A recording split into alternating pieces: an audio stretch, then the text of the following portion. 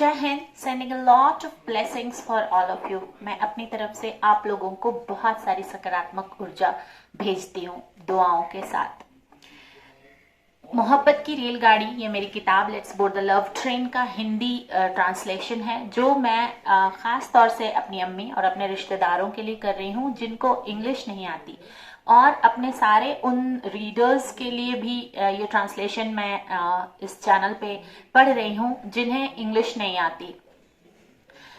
Concept जो होता है मोहब्बत का, वो पहुंचना चाहिए आप तक, और उसको हम अपनी जिंदगी में कैसे उतार सकते हैं प्रैक्टिकली, बहुत ही आसानी से, इसकी शिक्षा इस किताब के जरिए आप लोगों तक पहुंचनी चाहिए। ये मेरा मकसद है किताब लिखने का, और इसीलिए मैंने इसका हिंदी ट्रांसलेशन अब पढ़ना शुरू किया आप लोगों के सामने। चौथा एपिसोड मैं पढ़ चुकी हूँ और ये 5वां एपिसोड है आपके सामने। बात हो रही थी वरीशा की कि किस तरह से फायजा और सैयद ने उसके जन्म को एक बहुत बड़ा सेलिब्रेशन अपने परिवार के लिए बना दिया, और फिर वरीशा को एक स्पेशल सोल होने की फीलिंग स्टार्टिंग से ही देना शुरू कर दिया। और इस तरह की जब हम सकारात्मक ऊर्जा अपने बच्चे के अंदर अपने व्यवहार से भरते हैं तो बच्चा बहुत ही कॉन्फिडेंस के साथ बड़ा होता है। दूसरी तरफ जो इस कहानी का मेन कैरेक्टर है हैदर, वो भी अपने माँ बाप के यहाँ जॉइंट फैमिली में पल बढ़ रहा था, और जो लव ट्रेन में वो बोर्ड हुआ, जो बोर्डिंग स्टेशन है उसका परिवार, उसकी फैमिली, उसमें वो धीरे धीरे इस तरह से ग्रो हो रहा था कि वो एक बहुत ही प्यार करने वाला, ख्याल रखने वाला, भावुक, बहुत ही मीठी बोली बोलने वाला और बहुत ही दयालु, जिसे हम कंपैशनेट कहते हैं, एक बच्चा जो है वो अपने आसपास के लोगों की इन सारी खूबियों को सीखता हुआ बड़ा हो रहा था, और एक बहुत अच्छा इंसान बनने के सफर में वो अपने परिवार की रेलगाड़ी मोहब्बत की जो चली परिवार से, वहां से सवार हुआ। हैदर के दादाजी जब वो 4 साल का था तो गुजर गए, और फैमिली को बहुत ज्यादा धक्का लगा, क्योंकि एक मोहब्बती दादा दादी जब फैमिली से चले जाते हैं तो बच्चों को एक कमी महसूस होने लगती है, क्योंकि जब माँ बाप अपनी पारिवारिक जिम्मेदारी में बिजी होते हैं उस वक्त दादा दादी अपनी मोहब्बत से बच्चों को सींचते हैं, और वो मोहब्बत वाला जो स्पेस है वो हैदर की जिंदगी में थोड़ा कम होने लगा। वो अपने दादा का बहुत ही आदी था, सुबह से लेकर शाम तक उनके पीछे पीछे लगा रहता था, और उनको इतनी छोटी सी उम्र में खो देने का दुख उसकी जिंदगी में एक नई सिचुएशन लेकर के आ जाता है बहुत ही कम उम्र में, और वो बहुत सारी साइकोलॉजिकल इश्यूज और हेल्थ इश्यूज से गुजरने लगता है। उसके माँ बाप उसको देखकर बहुत ही परेशान होते हैं और उससे बहुत ज्यादा केयर के साथ बात करना और उसको वक्त देना शुरू कर देते हैं, ताकि जो दादाजी के जाने से उसकी जिंदगी में जो लैकुना आया, जो कमी आई, उसको वो लोग अपने मोहब्बत को डबल करके भर सके। वो अपने दर्द के बारे में और अपने ग्रैंडपा, अपने दादाजी के बारे में जो बहुत ही केयर करते थे, उनके बारे में अपने पेरेंट्स से कम्युनिकेट करना शुरू करता है, और उसके पेरेंट्स उसको समझाते हैं कि ये प्रकृति का नियम होता है, ये एक चक्र होता है। जिस बच्चे ने जन्म लिया है वो बड़ा होकर टीनेज में पहुंचेगा, टीनेज से वो अडल्टहुड में पहुंचेगा, वहां से वो प्रौढ़ावस्था में पहुंचेगा, वहां से वो बूढ़ा होगा, और फिर इस तरह से जिंदगी का जो चक्र है वो मौत पे आके खत्म होता ही है। यही प्रकृति का नियम है और हर इंसान को इससे गुजरना पड़ता है। उन्होंने कहा कि इस वक्त जब तुम बहुत तकलीफ में हो अपने दादाजी के खोने की वजह से, तो तुम्हें अपने जो ऑलमाइटी है, हैदर अल्लाह में यकीन करता था, तो उन्होंने समझाया कि अल्लाह को बहुत सारा ग्रैटिट्यूड पे करो कि तुम्हारी जिंदगी में इतने मोहब्बत करने वाले दादाजी आए। हर बच्चे को ये नसीब नहीं होता, और इस तरह से उनका जिस्म चला गया है, लेकिन उनकी रूह तुम्हें दुआएं भेजने के लिए ताक़यामत जिंदा रहेगी। कहते हैं रूह नहीं मरती, जिस्म मर जाता है। तो अगर हम अपने अफेक्शन को दुआओं के जरिए उन दिवंगत आत्माओं को भेजते हैं तो वो भी हमें ब्लेसिंग्स भेजते रहते हैं ताक़यामत। और ये सारी बातें सुन करके वो तुरंत जवाब देता है कि पापा, मैं उनके लिए बहुत सारी चीजें करना चाहता था बड़े होकर के, लेकिन वो हमें छोड़कर चले गए। मेहरान को ये बातें सुनकर बहुत तकलीफ हुई कि नन्हे से बच्चे को इस घटना ने इतनी बुरी तरह आहत कर दिया है।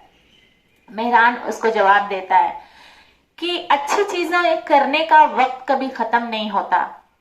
तुम अपने दादा जान और नाना जान, जो लोग एल्डरली पीपल हैं, उनसे साल में एक बार मिलो, क्योंकि तुम्हारे जो सगे दादा जान हैं वो गए हैं। और भी बुजुर्ग हैं परिवार में जो अभी जिंदा हैं, तुम उन लोगों से साल में एक बार मिलो और तुम जिस जिस तरह की खिदमत अपने दादा जान की करना चाहते थे, वैसे खिदमत तुम उन बुजुर्गों की करो। जो वो बुजुर्ग जब तुम्हें दुआ देंगे तो तुम्हें बिल्कुल अपने दादा जान की दुआ का एहसास होगा, और तुम्हारे दादा जान की रूह जहां कहीं भी होगी तुम्हें इस तरह से अच्छा काम देखते हुए खुश होकर तुम्हें दुआ भेजेगी। हैदर रोने लगता है और कहता है कि लेकिन मेरे दादू के साथ मेरा रिश्ता बहुत अलग था। वो सारे लोग मेरे दादू की जगह मेरी जिंदगी में नहीं ले सकते।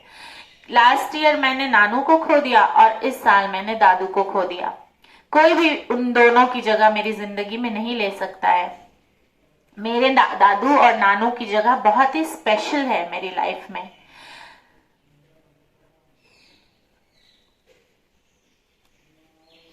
और दोनों ही अपनी अपनी अलग पर्सनालिटी के साथ मुझे अपील करते थे, बहुत अलग अलग तरीके से मुझे अफेक्शन देते थे। तो उन दोनों के अफेक्शन का तरीका मैं दूसरों में ढूंढ ही नहीं सकता, और उन दोनों का जो लगाव था मेरे लिए वो बाकी बुजुर्गों को मेरे लिए नहीं होगा। हैदर की इतनी नन्ही सी उम्र में इतनी बढ़ती हुई सोच को देखकर मेहरान बहुत ही स्तब्ध रह जाता है, और वो कहीं ना कहीं हेल्पलेस फील करने लगता है खुद को। उसको समझाने के काम में इतने छोटे से बच्चे की इतनी बड़ी सोच और उसको किस तरह से समझाया जाए, वो परेशान हो जाता है। रदिया उसको दूर से देखती रहती है और इन सब बातों को सुनती रहती है। वो पास में जाती है हैदर के, उसको गले लगाती है और उसको किस करती है उसकी पेशानी पे, फोरहेड पे, और चुप होकर के कुछ मिनट उसको देखती रहती है। और जब वो बहुत कंफर्टेबल फील करने लगता है तब वो कहती है, हैदर तुम्हें पता है रात में एक परी आती है, वो देखती रहती है हर बच्चे की हर अच्छाई को, और जो भी बुजुर्ग लोग हैं उनको हेल्प भी करती रहती है। She goes every month to दादू, और वो परी हर महीने दादू और नानू के पास जाती है और बताती है कि तुम कितने प्यारे पोते और नवासे हो, इसलिए तुम अच्छा काम करना बंद नहीं करना, और अपने दादू को खुश करने का काम तुम उनके जाने के बाद भी इस तरह से कर सकते हो, क्योंकि वो परी सारी बातें वहां जाकर बताती है। इस बार हैदर पूछता है कि दादू और नानू मुझसे मिलने आएंगे क्या तब? रदिया बोलती है, हम अपने लव्ड वन से, जिन्हें हम बहुत प्यार करते हैं, उन्हें हम अपने अच्छे एक्शंस के जरिए अपनी जिंदगी में उतार सकते हैं। जैसे कि तुम्हारे नानू और दादू तुम्हें बहुत प्यार करते थे, अगर उनकी जिंदगी की खूबियां तुम अपनी जिंदगी में अपना लोगे तो वो लोग तुम्हें दुआ देते रहेंगे, even after transferring to the abode, heavenly abode. मतलब मरने के बाद भी जब उनकी रूह अल्लाह के यहाँ चली जाती है तब भी वो तुम्हें अपना अफेक्शन भेज सकते हैं, सिर्फ इस रीजन से कि तुमने उनकी जिंदगी की अच्छाइयां अपने जिंदगी में उतारी हैं और अपने कैरेक्टर में उनके नाम का स्टार लगा दिया है। हैदर को ये बात सुनकर बहुत कंसोलिंग लगती है, बहुत ही शांत हो जाता है वो, और बैठ करके नेचर वॉच करने लगता है। आजकल के बच्चों को स्कूल में भी सिखाया जाता है कि जब आप बहुत परेशान हो जाएं तो बैठ करके थोड़ा देर गार्डन में पेड़ के नीचे या किसी पौधे को बहुत ध्यान से देखिए, उससे आप नेचर से कनेक्ट होते हैं। और नेचर ऐसी चीज होती है जो सिर्फ दुनिया में देने के मकसद से आती है। आपने किसी पेड़ को नहीं देखा होगा कि वो अपने फल खुद खा रहा है, आपने किसी पेड़ के पत्ते को नहीं देखा होगा कि वो अपनी बनाई हुई एनर्जी को जो स्टोर करता है पत्ते में, वो खुद ही कंज्यूम कर रहा हो। जब तक कि लोग उस झड़े हुए पत्ते को बाहर करके उन सारे सूखे पत्तों को उन पेड़ों की जड़ों में ना डाल दे, वो खुद से नहीं करता। तो अगर आप जिंदगी में कभी बहुत ज्यादा परेशान होते हैं तो आप इन पेड़ों से, इन पौधों से, इन चिड़ियों से, इन बाग से सारी इंस्पिरेशन ले सकते हैं और फिर आपको अपनी जिंदगी का मकसद दिखाई देने लगता है। इस इंसिडेंट के बाद उसके पेरेंट्स ये समझ गए कि हैदर को हर बात पे एक असिस्टेंस की जरूरत पड़ेगी, क्योंकि वो बहुत इमोशनल चाइल्ड है, बहुत ही भावुक है। तो उसको कदम कदम पे जिंदगी के उस हर भावनाओं को संजो के रखने की ताकत देने का काम उसके माँ बाप को करना पड़ेगा। और इस तरह से उन दोनों ने कुछ चीजें अपने घर में डिसाइड की, जिसकी वजह से हैदर को इमोशनल सपोर्ट दादू और नानू की एब्सेंस में भी मिल सके। और वो क्या चीजें थी, यहाँ पे मैं आपको बताऊंगी स्टेप बाय स्टेप किसी भी इमोशनल चाइल्ड को हैंडल करने का तरीका। बहुत सारे बच्चे ऐसे होते हैं जिन्हें आप कुछ एक कमेंट भी दे देंगे नेगेटिव तो वो रो देते हैं। वैसे बच्चों का बहुत ज्यादा ख्याल रखना चाहिए। हमारे देश में ऐसा कहते हैं कि जिन बच्चों को ऐसी बातें चुभती हैं उन्हें बहुत ज्यादा इस तरह की बातें बोलनी चाहिए, ताकि उन्हें आदत हो जाए सुनने की और फिर वो स्ट्रांग हो जाए। मैं आपको एक टीचर होने के नाते बताऊंगी कि ऐसे बच्चे स्ट्रांग नहीं होते, वो पत्थर दिल हो जाते हैं। उनका जो मोहब्बती दिल होता है, जिसको आपको बहुत प्यार से संजोना होता है, उस पे आप कमेंट मार मार के उन्हें पत्थर दिल बना देते हैं। और फिर फ्यूचर में जब उनके इस तरह की कोई सिचुएशन आती है तो वो आपसे सीखे हुए चीजों को आप तक लौटा देते हैं, क्योंकि आपने उन्हें सिखाया कि ताने मारने से हम स्ट्रांग होते हैं। तो फिर बच्चे आपकी बुजुर्गी में वो ताने आपको वापस करते हैं और देखते हैं कि आप कितने स्ट्रांग हो गए, क्योंकि आप ही टीचर थे ना, सिखाने वाले। तो ऐसे बच्चों को हैंडल करने से पहले आप थोड़ा सोचिए कि जो कोमल मन वाला बच्चा दुनिया में आया है, वो समझ नहीं पा रहा है कि अपने मन को संभाला कैसे जाए। उसको संभालने की शिक्षा क्या इस तरह से दी जाएगी? नहीं, इस तरह से दी हुई शिक्षा बहुत गलत होती है।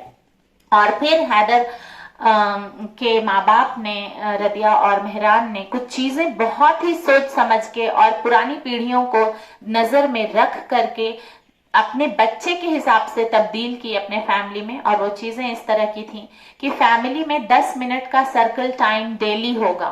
सुबह से लेके शाम तक हैदर क्या करता है, किससे मिलता है, क्या बातें करता है, इसकी ओपनली डिस्कशन फैमिली में होगी, जिससे अगर कोई 24 घंटे में किसी ने उसको इमोशनल हर्ट किया है किसी भी तरीके से, तो उसको उसकी वुंड की हीलिंग उसके माँ बाप कर दे। दूसरा उन्होंने कहा था कि वैसे तो बहुत बिजी शेड्यूल है माँ बाप का और बच्चों का भी आजकल पढ़ाई लिखाई का, तो पूरा मील, हर तीनों वक्त का जो खाना होता है वो हम साथ में नहीं खा सकते। तो खाना एक वक्त का हम सब साथ में खाएंगे। कहते हैं कि फैमिली टेबल पे यूनाइट होती है, डाइनिंग टेबल पे, या जहां पे हम एक साथ बैठ के खाते हैं। जब हम एक साथ खाना खाते हैं तो हम एक साथ इमोशनल बॉन्डिंग करते हैं। तो उन्होंने डिसाइड किया कि एक वक्त का खाना हम सब साथ में खाएंगे। और टेबल पे बहुत सारी मैनर्स, बहुत सारे टुगेदरनेस की लाइफ स्किल्स बच्चे सीखते हैं। अपनी तरफ से एक खाने का प्याला दूसरी तरफ पास करने की स्किल भी बच्चों को बहुत सारी चीजें सिखाती है, कि जो टेबल पे बहुत सारी चीजें रखी हुई हैं वो सिर्फ एक इंसान की नहीं है, वो फैमिली मेंबर्स में डिस्ट्रीब्यूट होंगी। ये छोटी सी लाइफ स्किल बच्चा अपने डाइनिंग टेबल से सीख जाता है, इसलिए ये चीज उन्होंने कंपलसरी कर दी थी। उन्होंने एक चिट गेम की शुरुआत की थी, जिसमें सारे लोग अपनी फीलिंग्स, अपने स्ट्रगल्स, उनको जो भी नई चीजें देखने को जिंदगी में मिली हफ्ते भर में, वो एक चिट पे टाइप करके एक चिट बैंक में रख देंगे, और जिसे हर संडे सारे लोग खोल करके पढ़ेंगे और डिस्कस करेंगे। उन्होंने ये टाइप किया हुआ इसलिए बोला था ताकि कोई बच्चा हेजिटेट ना करे। बच्चा और बड़ा सारे लोग अपनी चीजों को डिस्कस करने में हेजिटेट ना करें। अगर हैंडराइटिंग में होगा तो तुरंत पहचान में आ जाएगा किसने लिखा है, लेकिन अगर वो टाइप होगा तो वो इंसान की पहचान नहीं होगी और उस सिचुएशन को डिस्कस किया जा सकेगा बहुत ही प्रैक्टिकल वे में, कि ऐसा हुआ तो ये सही था या गलत था, और अगर सही था तो हमें अपनी जिंदगी में किस तरह से उतारना है, और अगर गलत था तो इसको किस तरह से छोड़ करके आगे बढ़ने की हैबिट सीखनी है। उन्होंने अपनी फैमिली फ्रेंड्स को डिनर पे इनवाइट करने की का कल्चर स्टार्ट किया, जिसमें पहला सैटरडे जो हर मंथ का होता था उस पे बच्चों को स्कूल में भी छुट्टी होती थी, तो इस तरह से उस दिन डिनर पे सबको इनवाइट किया जाएगा, ताकि बच्चे जो जॉइंट फैमिली में पले बड़े बच्चे होते हैं वो न्यूक्लियर फैमिली में अचानक से आने के बाद उन्हें घबराहट होती है, क्योंकि वो बहुत सारे लोगों के साथ खाने पीने, रहने, इमोशंस शेयर करने के आदी होते हैं। तो उनकी उस आदत को उनकी कैरेक्टर और पर्सनालिटी में एज ए ह्यूमैनिटी ग्रो करने का उन्होंने एक जरिया बनाया, और पहला सैटरडे जो मंथ का होता था उस पर डिनर पे इनवाइट करना शुरू किया, ताकि बच्चे शेयरिंग इज केयरिंग का कॉन्सेप्ट अपने घर के डाइनिंग टेबल से सीख सके। उन लोगों ने, क्योंकि हिंदुस्तान में जुमा जो होता है, इस्लामिक कैलेंडर में जुमा का दिन जो होता है वो मास के लिए होता है, जिसे हम कहते हैं नमाज, जो हम जमात में पढ़ते हैं मस्जिद में जाके। लेकिन हिंदुस्तान में फ्राइडे को छुट्टी नहीं होती, तो उन्होंने एक कल्चर थोड़ा सा शिफ्ट किया कि फ्राइडे की जगह पे हम संडे को मास कर सकते हैं। और फिर उन्होंने संडे को सुबह सुबह फजर की नमाज के वक्त जाकर के मस्जिद में विद फैमिली नमाज पढ़ने का कल्चर शुरू किया, और नमाज पढ़ने के बाद दादू और नानू की कब्र पे फातिहा पढ़ने का कल्चर शुरू किया, जिससे हैदर को बहुत कंसोल हो कि बॉडी यहाँ पे है, रूह उसके दादू नानू की उसके आसपास ही घूमती रहती है और उसको दुआएं देती रहती है। और ये सारी चीजें इन बच्चों के, एक तरफ हैदर के माँ बाप ने ये शुरू किया, और चूंकि वरीशा के माँ बाप भी एक एजुकेटेड फैमिली को बिलोंग करते थे, और जो शिफ्ट था जॉइंट फैमिली से न्यूक्लियर फैमिली का, उस शिफ्ट की वजह से बच्चों पे जो इमोशनल असर पड़ रहा था उसको कवर अप करने के लिए, ब्रिज करने के लिए उन लोगों ने भी ये सारी चीजें अपने घर में शुरू कर दी। और इस तरह से ये दोनों बच्चे अपने जो मोहब्बत की रेलगाड़ी है उस पे अपने परिवार के साथ बहुत ही केयर, अफेक्शन और बहुत ही हम्बल तरीके से बोर्ड होते हैं। और यहां से शुरुआत होती है मोहब्बत की। कहते हैं ना कि मोहब्बत जो होता है वो देने का नाम होता है, लेकिन क्या एक आज का पैदा हुआ बच्चा जिसे हमने कभी गाइड ही नहीं किया कि मोहब्बत का मतलब होता है देना, वो अडल्टहुड में ये सीख पाएगा कि मोहब्बत का मतलब देना होता है? अगर उसने अपने घर में हमेशा मोहब्बत के नाम पे इमोशनल ब्लैकमेलिंग देखी हो, मोहब्बत के नाम पे दूसरों से चीजें लेना सीखा हो, मोहब्बत के नाम पे दूसरों को बेवकूफ बनाना सीखा हो, तो वो बच्चा इन सब चीजों को बहुत अच्छी तरह से अपनी पर्सनालिटी में एब्जॉर्ब कर लेगा। तो यहाँ पे रोल माँ बाप का आता है कि हम बच्चे को किस तरह से बचपन से ही मोहब्बत की डेफिनेशन सही तरीके से समझाएं। जैसे कि मैंने आगे आपको आगे चल के मैं मोहब्बत की डेफिनेशन अलग अलग मजहबों की किताबों के जरिए भी समझाऊंगी। हर किताब मजहब की ये समझाती है कि मोहब्बत देने का नाम है, और ये मोहब्बत हम सीखते किससे हैं? हाँ, ये किताबों में मोहब्बत, जो धार्मिक किताबें हैं उसमें मोहब्बत आई कहाँ से? ऑलमाइटी की तरफ से आई। वो उसका इंट्रोड्यूस किया हुआ वर्ड है दुनिया के लिए, क्योंकि उसने दुनिया ही मोहब्बत के लिए बनाई। उसने दुनिया को एक दूसरे से नफरत, बुग़्ज़, कीना, जलन, इन सब चीजों से बचाने के लिए इंट्रोड्यूस किया। क्योंकि जब जिंदगी की रेलगाड़ी एक स्टेशन से दूसरे स्टेशन में चलती है स्ट्रगल करते हुए, और लाइफ जर्नी जो होती है हर एक इंसान की, वो ऊपर वाले की लिखी हुई होती है। तो वो जानता है कि जब जिंदगी में अप्स एंड डाउन्स आएंगे तो बुरे ख्यालात आएंगे ही आएंगे, और उन बुरे ख्यालातों को मात देने का जरिया बस एक मोहब्बत का ही होता है। अगर ये मोहब्बत बच्चों के अंदर इनकलकेट कर दी गई और ये पावर के थ्रू हमने ऑलमाइटी से बच्चों को जोड़ दिया, तो वो जिंदगी में खुद को कभी अकेला नहीं समझेंगे। चाहे हम रहें जिंदा, हम ना रहें, हम उनके आसपास नहीं भी रहेंगे, हमारे माँ बाप के मरने के बाद भी बच्चे उनकी प्रेजेंस को उस बॉन्डिंग के जरिए महसूस कर लेते हैं जो उन्होंने अपने 25 साल 30 साल की जिंदगी में बच्चों के अंदर भरी होती है।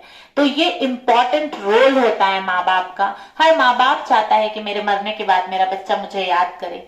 तो अगर आप याद करवाना चाहते हैं अपने बच्चों को, आपको, तो उनके अंदर मोहब्बत इतनी भर दीजिए कि वो चाह कर भी आपको ना भूल पाए। दुनिया की ऐशो आराम, दुनिया की जो लग्जरी है, दुनिया की जो भी अट्रैक्शन वाली चीजें हैं, वो चाह कर भी आपकी मोहब्बत से उसको जुदा ना कर पाए। और ये बहुत ही इंपॉर्टेंट रोल माँ बाप का होता है, आजकल की जिंदगी में भी है। तो इसको ख्याल रखिए। और इस लेसन का टेक अवे ये है कि जब हम अपनी फैमिली से हमेशा कनेक्ट होते हैं, जुड़े हुए होते हैं, और जिंदगी में हम अपने चैलेंजेस फेस कर रहे होते हैं, तो हमें अपने फैमिली मेंबर्स के साथ बैठ करके अपनी जिंदगी की उलझनों को डिस्कस करना चाहिए। जब हम उनसे चीजें डिस्कस करेंगे तो वो हमारी सिचुएशन को सबसे ज्यादा अच्छी तरह से समझ सकते हैं, क्योंकि हम उनके साथ रहते हैं और हमारा 24 घंटे का बिहेवियर वो देखते रहते हैं, वो हमें सबसे अच्छी तरह से जानते हैं। उनके साथ जब हम यह डिस्कस करते हैं तो वो हमें बहुत ही अच्छे तरीके से गाइड करते हैं और हमें मॉरली सपोर्ट करते हैं उन सारे चैलेंजेस को फेस करने में। और जो बुजुर्ग होते हैं जिन्होंने सेम चैलेंजेस कभी फेस किया हो अपनी लाइफ में, वो आपको स्ट्रैटेजीज भी बता देंगे कि इन सारे चैलेंजेस से ऐसे तुम निकल सकती हो सेफली। और आप जिंदगी में जीतेंगे कि हारेंगे ये कोई मैटर नहीं रखता, क्योंकि जिंदगी में हार जीत है ही नहीं। ये जिंदगी एक ऐसा सफर है जहां पे पूरी तरह से जीत या पूरी तरह से हार होती ही नहीं। ये हार और जीत, खुशी और गम, हंसना और रोना, टुगेदरनेस मतलब एक साथ रहना और अकेलेपन, इन सब का कॉम्बिनेशन होती है हमारी जिंदगी।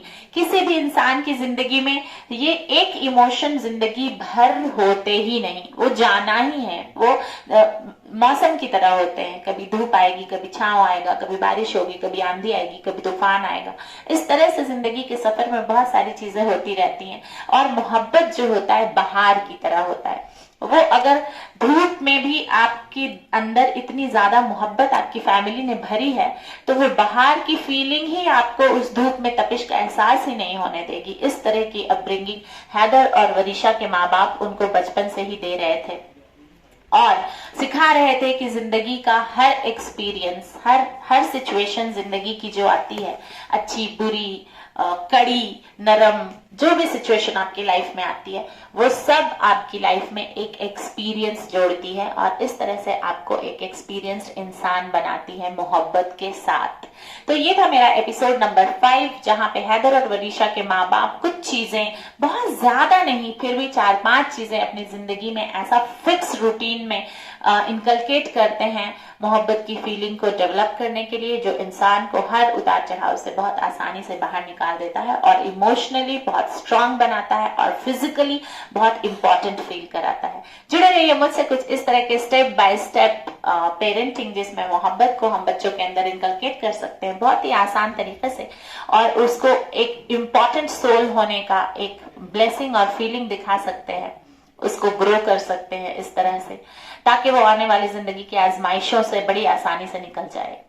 तो जुड़े रहिए मुझसे मेरे चैनल पे इंडिया रॉक्स 2023 और सीखते रहिए कुछ अच्छी चीजें मोहब्बत के बारे में और मोहब्बत की वैल्यू क्या है उसको समझने के लिए। जय हिंद।